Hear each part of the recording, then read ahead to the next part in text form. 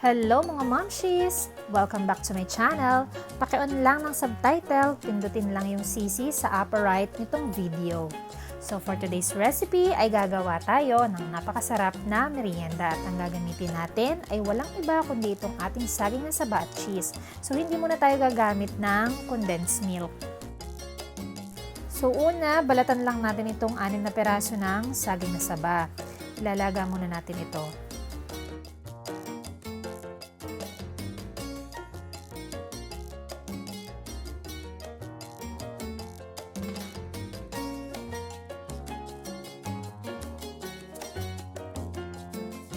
Pagluto na itong ating saging na saba ay palalamigin muna natin ito at sa kabilang side ay maghihiwa muna tayo ng cheese. So kahit anong brand mga momshies ay pwede ninyong gamitin kung saan kayo masaya.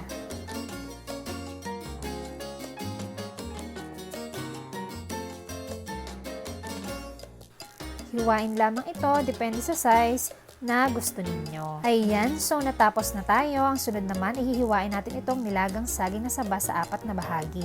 Make sure malinis ang ating mga kamay or pwede naman tayong gumamit ng hand shields.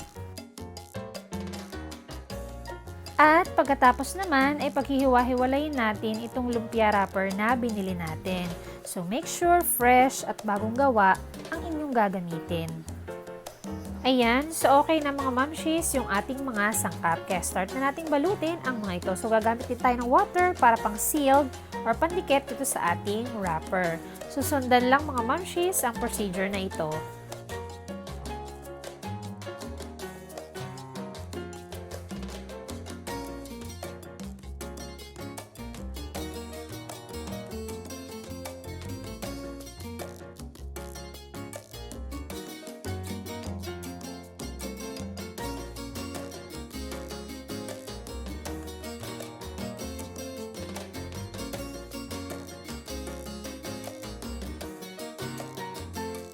Ayan, napakadali lang 'di ba? At napakamura lang po ng nagastos natin dito. Para sa complete list of ingredients and costing, paki-check na lang po ng ating description box. At habang binabalot natin ang mga ito, para po sa mga hindi pa nakaka-subscribe, mag-subscribe ka na po. Paki-hit na rin ng notification bell para ikaw agad ang makakapanood ng mga bago nating uploads dito sa YouTube. So maraming salamat po sa mga patuloy na sumusuporta dito sa ating channel.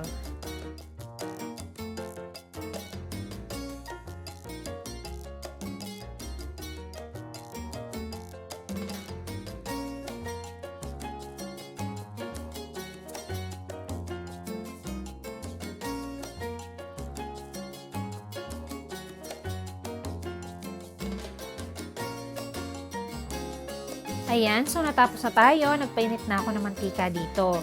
So take note, huwag masyadong malakas ang apoy para hindi madaling masunog ang ating mga banana cheese sticks. So kung gusto po ninyong i-deep fry ay pwede rin naman para mas crunchy ang ating mga banana cheese sticks.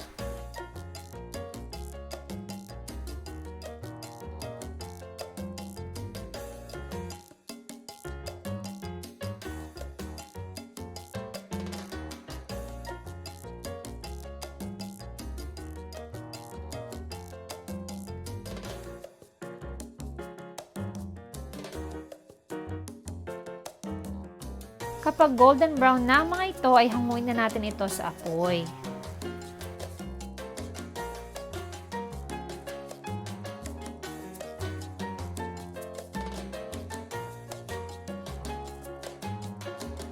Ayan, so ituloy lang ang pagpiprito doon sa mga natira pa nating banana cheese sticks. At dahil super hot pa ng mga ito, tayo muna igagawa ng sauce nito. At ito naman ay optional lang mga momshies. Kasi masarap na yung ating banana cheese sticks kahit walang sauce. So ayan, paghaluin lang natin ng mayonnaise at ketchup. Meron din namang nabibili sa market yung burger dressing para hindi na kayo mag-mix ng ganito.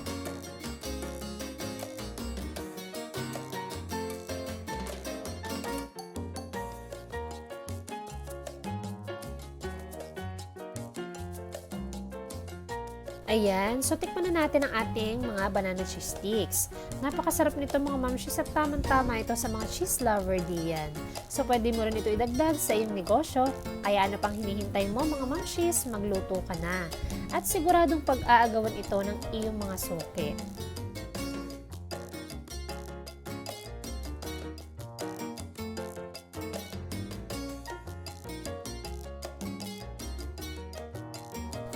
Ayan, at kung nagustuhan mo ang video na ito, paki-like, share, and subscribe.